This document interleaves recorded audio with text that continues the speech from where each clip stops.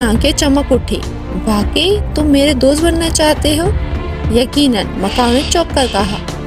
हाँ, आओ हम सैर पर चलते हैं। और इस तरह गैर मुतवक्का जोड़ी रवाना हो गई।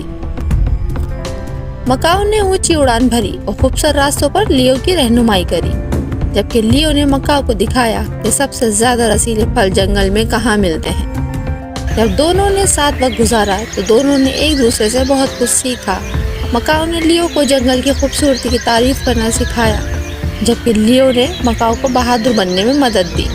एक दिन उन्होंने नदी में खेलते हुए एक शोर की आवाज़ सुनी। बंदरों का एक गिरोह बहुत ऊपर चढ़ चुका था और नीचे आने से डरता था।